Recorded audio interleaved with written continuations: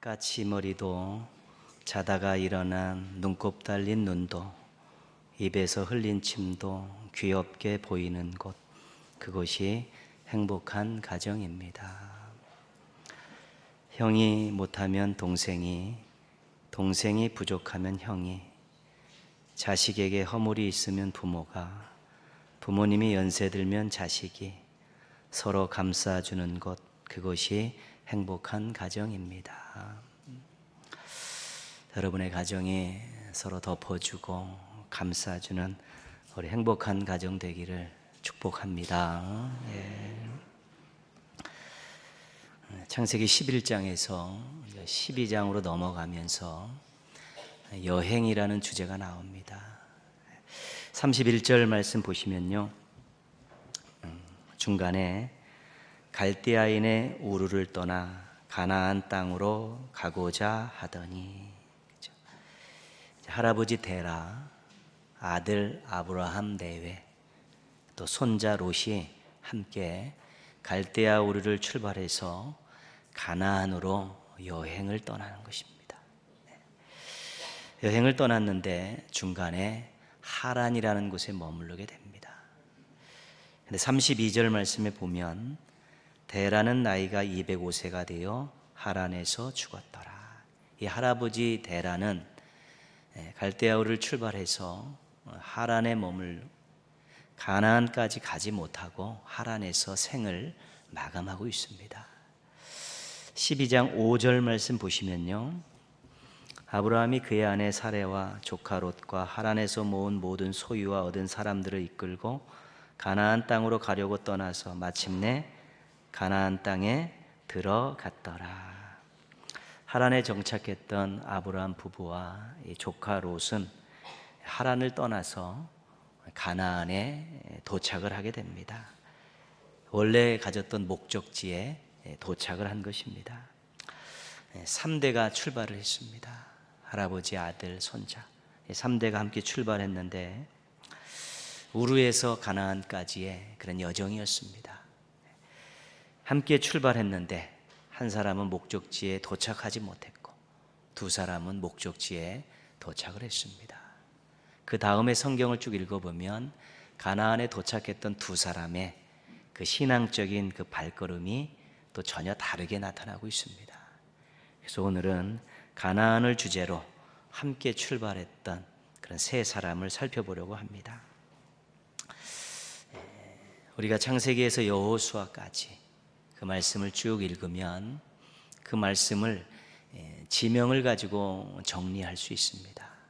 그래서 애굽, 홍해, 광야, 요단강, 가나안, 이렇게 5가지 지명을 가지고 애굽에 있던 이스라엘 백성들이 홍해를 건너서 광야 40년을 살다가 여호수아의 지도로 요단강을 건너 가나안 땅에 들어갔습니다. 이렇게 5가지로 그 내용들을 종합 정리할 수 있습니다. 그리고 이것을 이렇게 해석했었습니다. 애굽은 죄악 세상, 홍해는 구원의 강, 광야는 이 세상, 요단강은 죽음의 강, 가나안은 천국, 이렇게 그 지명들을 해석을 했었습니다. 오늘 우리가 사용하고 있는 찬송가에도 그 흔적들이 나와 있습니다. 489장 보면 저 요단강 건너편에 찬란하게 배는 집, 606장에는 며칠 후 요단강 건너가 만나리, 이런 해석들을 가지고 신앙생활을 했던 적이 있고 지금도 여전히 그렇게 하고 있습니다. 이런 해석은 가나안을 안식의 땅으로 생각할 때 나오는 것입니다. 가나안은 안식의 땅이다. 요단강을 건너서 죽어서 천국 간다, 그런 개념들이죠. 그래서 가나안을 안식의 땅으로 생각하면 이제는 그렇게 5가지를 가나안을 천국으로 이렇게 해석하면서 신앙에 또 소망을 주는 그러한 전통적인 신앙 해석 방법이 여전히 존재하고 있습니다. 그런데 우리가 여호수아를 가만히 살펴보면 가나안에 도착한 이스라엘은 안식할 수 없었습니다. 그곳에서 계속해서 전투를 치러야 했습니다. 7년 전투라고 이야기할 정도로 오랜 기간 동안에 전투를 치러야 했습니다. 하나님이 약속하신 것을 유업으로 받기 위해서 가나안에서 끊임없이 오랜 세월 동안 전투를 했다는 것입니다. 그래서 가나안이 안식의 땅이 아니라 유업을 얻기 위해서 노력하는 땅이라는 것, 그것이 우리가 여호수아를 통해서 알 수 있는 아주 중요한 내용이고, 또 가나안을 유업을 얻기 위해서 노력하는 땅이라는 그런 신앙을 가지고 또 이 땅에서 열심히 살아가는 신앙의 권면도 여전히 존재하고 있는 것입니다. 가나안을 유업을 얻기 위해 노력하는 땅이라는 관점을 가지고 우리 함께 출발한 세 명을 한번 살펴보려고 합니다. 일대인 데라는 하란에서 머물렀고 거기서 인생을 마감했습니다. 가나안을 목적지로 삼아 출발했는데 도착하지 못하고 중도에서 인생을 마감한 것입니다. 5절 말씀에 보면요, 이런 내용이 나와 있습니다. 아브라함이 그의 아내 사레와 조카 롯과 하란에서 모은 모든 소유와 얻은 사람들을 이끌고, 그러니까 이 말씀을 통해 볼 때 하란에 머물렀던 데라의 가정은 거기서 굉장히 부를 많이 축적을 하고 또 종을 부릴 정도로 굉장히 번성하는 가문을 이룬 것입니다. 하란에서 안정적인 삶을 살게 됐죠. 그래서 익숙하고 누리며 살고 인정받고 살게 되었던 것입니다. 그래서 당연히 떠나기 싫었던 것이죠. 데라에게 있어서 처음 출발할 때 가나안은 꿈의 땅이었습니다. 그 꿈은 잘 먹고 잘 사는 것입니다. 그런데 하란에서 그 꿈을 이루었기 때문에 가나안이 더 이상 아무런 의미가 없었습니다. 하란에서 부를 축적하고 잘 먹고 잘 사니까 가나안을 갈 필요가 없는 것입니다. 데라는 자기 스스로 가나안을 정해놓고 출발한 사람입니다. 가나안에 가면 잘 먹고 잘 살 수 있을 것이다. 그런데 가나안 근처도 가지 못했습니다. 하나님의 유업과는 아무런 상관이 없는 인생이 된 것입니다. 다른 곳에서 얻은 재산과 명성 때문에 나름대로 만족하게 살기 때문에 더 이상 가나안이 부럽지도 않고 가야 할 곳이 되지 못한 것입니다. 하나님과 무관한 인생, 하나님 없이 이룬 부와 명성, 하나님의 것의 가치를 모르는 무지한 인생, 이런 인생들이 지금도 이 세상에는 많이 존재하고 있습니다. 부러워야 할 인생이 아니라 안타까운 인생들입니다. 세상의 많은 불신자들을 바라보는 신앙인들이 그들을 부러워한다면 신앙은 아무것도 아닙니다. 하나님 없는 불신자들의 삶을 동경한다면 우리가 가지고 있는 믿음은 하찮은 것입니다. 누리고 사는 불신자들을 따라간다면 하나님의 마음을 너무 아프게 하는 것입니다. 하나님 없는 인생이 인간적인 눈으로 볼 때 아무리 잘 나가도 그것은 우리만 못한 것입니다. 하나님 없이 이런 부와 명성을 가지고 떵떵거리고 살아도 비록 가진 것 없지만 하나님과 동행하는 삶을 살아가는 우리들에게 있어서는 정말 부러워야 할 대상이 아니라 안타까운 대상이 되는 것입니다. 하나님과 관계를 맺고 있는 우리의 믿음과 신앙이라는 것이 그 정도로 가치 있는 것입니다. 하나님 없는 인생의 허망함을 알고 부러워하거나 동경하거나 따라가는 일, 여러분의 인생과 여러분의 가정에 절대로 일어나지 않기를 주님의 이름으로 부탁드리겠습니다. 3대인 롯은 가나안에 도착을 했습니다. 목적지에 도착했습니다. 그런데 롯에게 가나안은 남들이 가는 곳이었습니다. 갈대아 우르에서 출발할 때는 할아버지를 쫓아 쫄래쫄래 나섰습니다. 하란에서 가나안을 향해 출발할 때는 큰아버지인 아브라함을 쫓아 나섰습니다. 주도적으로 가나안을 바라보며 나간 것이 아니라 할아버지를 쫓아 큰아빠를 쫓아서 그냥 그렇게 따라간 것입니다. 스스로 목적을 가지고 떠난 여행이 아니었고 어른들이 가니까 따라갔던 그런 여행이고 막연한 기대를 가지고 갔던 그런 가나안이었습니다. 롯은 가나안의 가치를 잘 모릅니다.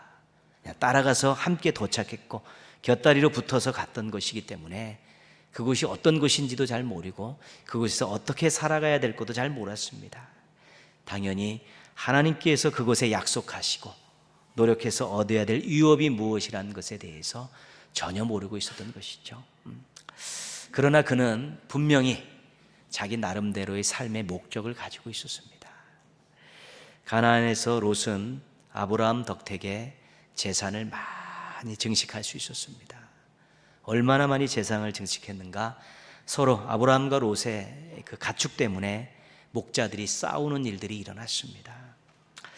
그때 조카와 싸우고 있는 그 아브라함이 주변의 이방 사람들 눈에 자신이 하나님을 믿는 자신의 가정이 어떻게 비칠까 이 고민이 돼서 결단을 내리죠. 조카 롯에게 이제는 이곳을 떠나서 새로운 목축지를 찾으라는 것입니다. 그때 창세기 13장 10절은 이렇게 말씀합니다. 이에 롯이 눈을 들어 요단 지역을 바라본즉 소알까지 온 땅에 물이 넉넉하니 여호와께서 소돔과 고모라를 멸하시기 전이었으므로 여호와의 동산 같고 애굽 땅과 같았더라. 롯이 먼저 기회를 얻어서 어떤 땅을 지목을 했는데 그 땅이 어떤 땅이었냐면 여호와의 동산 같고 애굽 땅과 같은 땅입니다. 풍요로운 땅이었다는 것입니다. 아주 비옥한 땅이었고 가축을 치기에 좋은 땅이었다는 것입니다. 그곳을 먼저 선점을 한 것입니다. 그런데 그 땅이 또 어떤 땅이었냐면 여호와께서 소돔과 고모라를 멸하시기 전이었으므로 그 땅이 멸망의 땅이었다는 것입니다. 그러니까 그때는 그의 선택의 기준은 풍요로움이었습니다. 어떻게 하면 내가 풍요롭게 살고 어떻게 하면 많은 것을 누리며 살 수 있을까? 목적이 그거였기 때문에 기준도 그거였고 아브라함이 먼저 기회를 줬을 때 그가 그 땅을 선점을 하게 된 것입니다. 롯은 하나님의 약속의 땅, 유업의 땅에 도착했지만 여전히 인간적인 목표를 놓지 않고 있었습니다. 하나님이 주신 유업의 가치가 아닌 세상적인 가치를 추구하고 살았던 것입니다. 당연히 미래에 복이 될지 화가 될지 구별할 수 있는 분별력도 상실한 상황입니다. 하나님을 믿으면서 여전히 세상적인 것에 목적을 두고 살 수 있습니다. 아래 옷은 한복이고 위에 옷은 양복을 입은 것과 같은 우스꽝스러운 신앙인의 모습이 있을 수 있다는 것입니다. 말로는 신앙을 말하지만 마음으로는 세상을 품고 있는 겉과 속이 다른 모습들도 가능한 것입니다. 평생 찾아오는 신앙인의 유혹이 그것입니다. 지금 신앙의 자리에 있습니다. 하나님을 섬기고 살고 있습니다. 그러나 끊임없이 이 세상의 유혹은 세상적인 목표를 갖고 살라는 것입니다. 세상적인 가치를 가지고 살라는 것입니다. 그 유혹은 우리가 죽을 때까지 계속되는 유혹입니다. 그래서 그 부분을 잘 정리하고 올곧게 신앙생활을 하는 사람도 있지만 겉으로는 신앙의 모든 모습들을 가지고 있지만 속으로는 여전히 세상적인 목표를 가지고 있고 세속적인 가치를 추구하며 살아가는 사람들이 있을 수 있다는 것입니다. 그게 롯의 모습이고 그것이 오늘날 또 신앙인들 가운데 여전히 있을 수 있다는 것입니다. 어떻게 됐든 아브라함을 쫓아왔던 곁다리를 붙어왔던 그가 약속의 땅 가나안에 도착을 했고 거기서 유업을 받을 수 있는 자격을 다 얻었습니다. 그런데 그가 세상적인 목표를 가지고 여전히 물질에 묶여 있고 세상적인 가치를 가지고 여전히 잘 사는 것에 최고의 목적을 들고 살면서 큰아버지하고 자기를 어렸을 때부터 아버지 돌아가시고 돌보면서 끝까지 책임졌던 큰아버지하고 재산 때문에 싸움을 하고요. 나중에는 소돔과 고모라가 멸망하면서 참으로 큰아빠 마음을 아프게 하면서 그렇게 인생을 그렇게 살았습니다. 롯은 가나안의 인생이 참 불행했던 인생입니다. 가진 것은 굉장히 많았습니다. 땅도 가축도 굉장히 많이 있었는데 그는 정말 그 땅에서 하나님의 유업을 바라보지 않았기 때문에, 세속적인 목표와 가치를 갖고 따랐기 때문에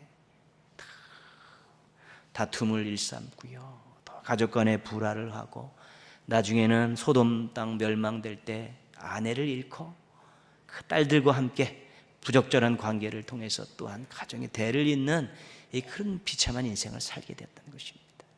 좋은 기회가 얻었는데, 가나안 땅에 도착했는데, 약속의 땅에 도착했는데 유업을 바라보지 않고 살았기 때문에 그는 그렇게 비참한 인생을 살 수밖에 없었던 것입니다. 우리는 모두 하나님의 은혜로 신앙의 자리에 와 있습니다. 얼마든지 예배 드릴 수 있고, 얼마든지 기도 응답 받을 수 있고, 얼마든지 주의를 할 수 있는 자리에 있습니다. 그러나 마음 깊숙한 곳에서 여전히 세상적인 목표를 가지고 세속적인 가치를 추구한다면 우리는 참으로 어줍지 않은 그런 신앙을 가질 수밖에 없고, 또한 기대할 수 없는 인생을 살아갈 수밖에 없게 되는 것입니다. 지금 주신 이 하나님의 귀한 신앙의 자리에서 절대로 목적이 바뀌고 가치가 바뀌지 않도록 조심하시고 또 조심하시기를 주님의 이름으로 부탁드리겠습니다. 이대인 아브라함도 가나안에 도착을 했습니다. 아브라함에게 가나안은 지시하신 땅이었습니다. 1절 말씀 보시면요, 같이 한번 읽겠습니다.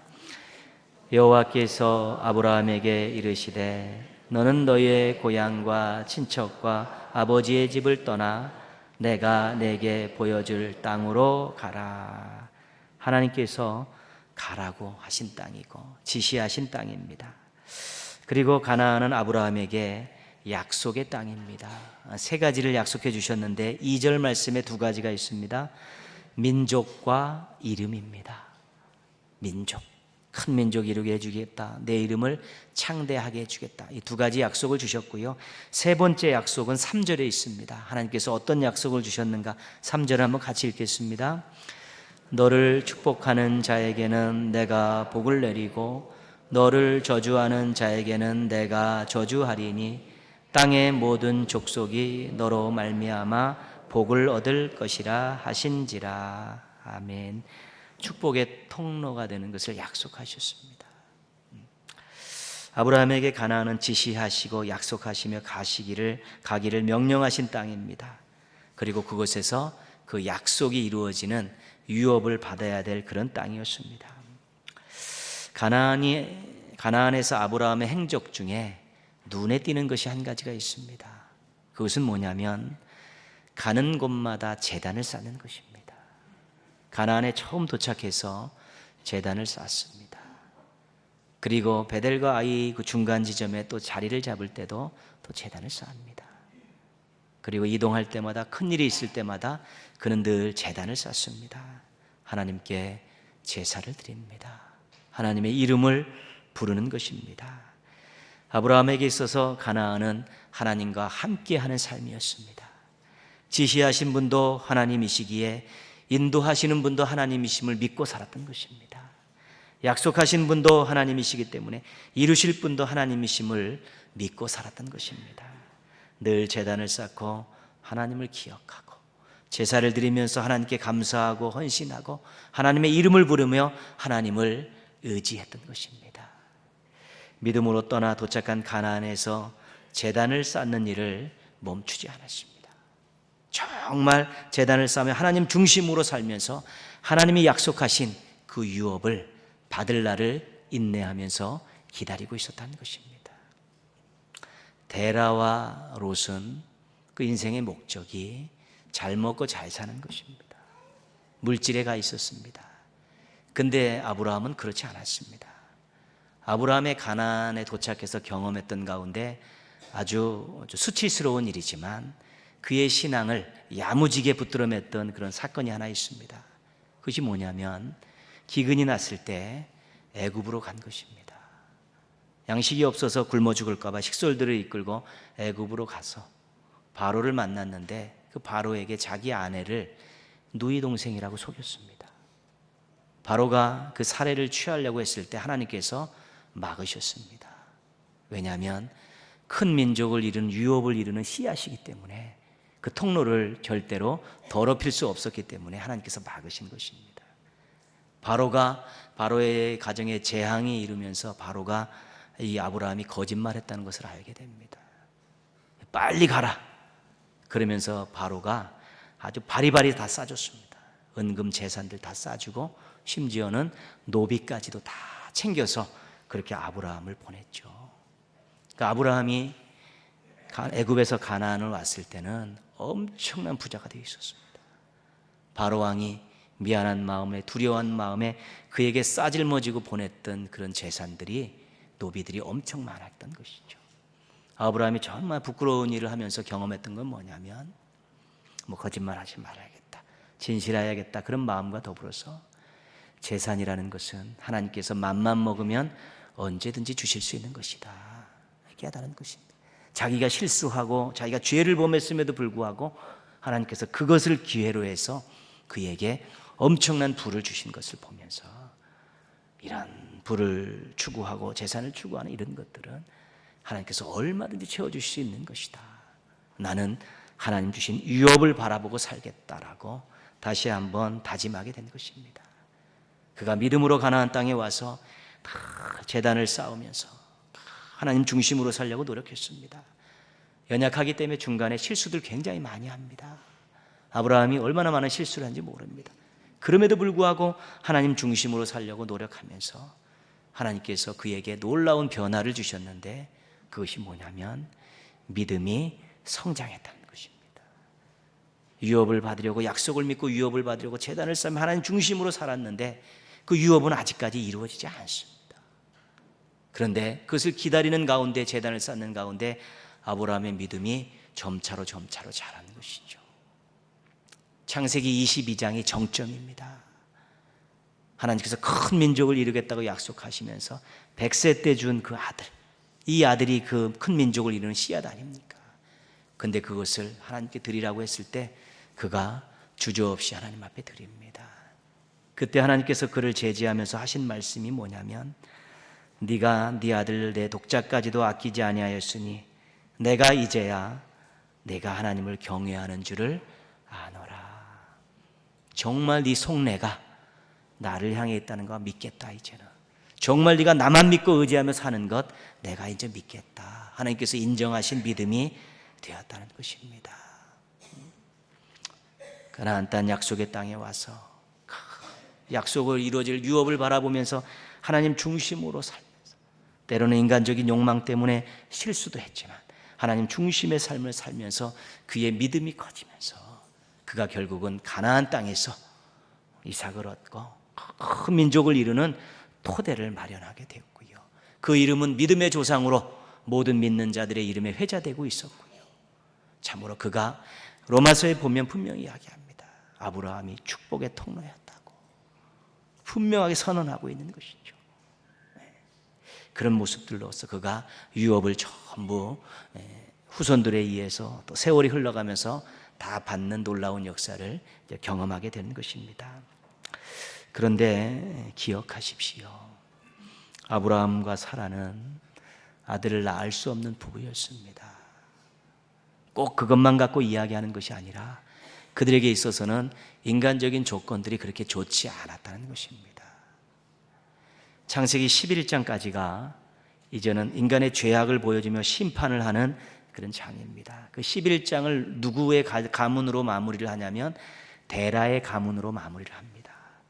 근데 데라의 장남이 아브라함인데 아브라함이 사레와 결혼을 했는데 자식을 낳지 못한 것입니다. 데라의 가문이 거기서 끊긴 것입니다. 심판의 자리가 거기서 끝나고 하나님께서 인간적으로 어떠한 소망도 가질 수 없는 그 아브라함과 사라를 다시 택하셔서 그들에게 사명을 주시고 믿음을 주시면서 이제 놀라운 구원의 역사를 펼쳐가신 것입니다. 아브라함과 이 사라는 젊어서는 불임이었고 나이가 들어서는 경수가 끊어졌기 때문에 더 이상 어떤 기대할 수 없지만 하나님께서 그들을 부르시고 택하시고 이끄시고 인도하시니까 그들이 놀라운 구원의 첫 단추를 끼우는 믿음의 부부로 믿음의 가정을 이룰 수 있게 되었다는 것입니다. 하나님 앞에 무엇을 내놓고 하나님의 인정을 받으려 하십니까? 하나님께 무엇 내놓고 택해달라고 인도해달라고 이야기할 수 있겠습니까? 우리의 인간적인 조건이 하나님의 택함의 기준과 조건이 될 수 없습니다. 무조건적인 그 사랑에 의해서 우리를 붙드시기만 하고 또 우리를 인도하시기만 하면 우리는 약속의 자녀들로서 하나님의 하늘의 유업을 바라보면서 살 수 있는 행복한 인생들이 될 수 있는 것입니다. 오늘 진심으로 예배를 드리신다면 이미 여러분들은 하나님의 부르심을 받은 사람들입니다. 참 데라와 같은 인생이 되지 않았음을 감사하십시오. 롯과 같은 인생이 되지 않겠다고 다짐하십시오. 그리고 아브라함과 같이 하나님 중심으로 살면서 하늘의 유업을 바라보면서 하늘의 것에 가치를 두면서 정말 열심히 치열하게 사십시오. 때로는 여러분 부족함 때문에 넘어질 수 있습니다. 또 욕심 때문에 또 넘어질 수도 있습니다. 그러나 그때 하나님 중심의 마음만 흔들리지 않으면 하나님 손잡아 일으켜 세워주십니다. 등 두드려 격려하시면서 하늘의 유업을 바라보면서 잘 달려갈 수 있는 믿음의 경주자들이 될 수 있도록 도와주시고 또 도와주시는 것입니다. 대충대충은 신앙에 통용되지 않습니다. 어떻게 되겠지? 이런 것은 신앙인의 자세가 아닙니다. 하나님 나를 택하셔서 이런 귀한 구원의 자리, 은혜의 자리 세워주셨는데, 약속의 땅 가나안에 세워주셨는데, 이제 나는 하나님이 약속하신 그 유업을, 나를 위해서 예비하신 그 유업을 받기 위해서 하나님 중심으로 살겠다라고 다짐하고 열심히 치열하게 노력하는 삶을 살고 신앙에 아름답게 신앙을 가꾸어 갈 때 거기에 유업이 당대에도 이루어지고 자녀 때에도 이루어지고 세세토록 그 자자손손 이루어지는 복을 누리며 살아갈 수 있게 되는 것입니다. 얼마나 무서운 세상인지 모릅니다. 세속적인 가치들이 범람하고 있습니다.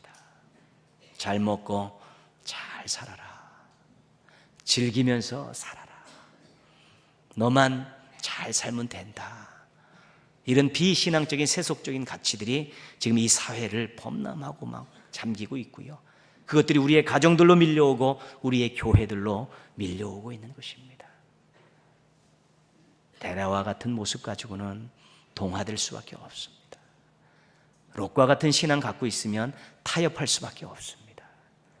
그러나 아브라함과 같이 정말 세상적인 모든 이 땅을 살아가며 필요한 것들은 하나님께서 어떤 방법으로 주시고 내가 땀 흘려 수고하면서 얻을 수 있고 하나님께서 귀하게 공급해 주실 수 있다는 믿음을 가지고 정말 하나님 중심의 삶으로 유업을 바라보며 세속적인 가치가 아닌 하늘의 가치를 붙들고 그렇게 살아가게 될 때 우리가 가정의 방파제가 될 수 있는 것입니다. 자녀들이 세속적인 가치에서 휘둘리면서 그렇게 정처 없이 살아가는 것을 막을 수 있는 부모들이 될 수 있다는 것입니다. 아브라함과 하나님 중심의 그런 신앙을 가지고 우리가 하늘의 유업에 가치를 두고 살아가게 될 때 우리가 우리의 다음 세대들이 신앙생활하고 있는 이 교회의 방패제가 되어서 우리의 다음 세대들은 세속적인 가치에 휘싸여 살지 않고 넘어서는 그런 아름다운 그 다음 세대들로 살아갈 수 있게끔 우리가 기반을 제공해 줄 수 있게 되는 것입니다. 그래야 가정의 미래가 있고 그래야 교회의 미래가 있지 않습니까?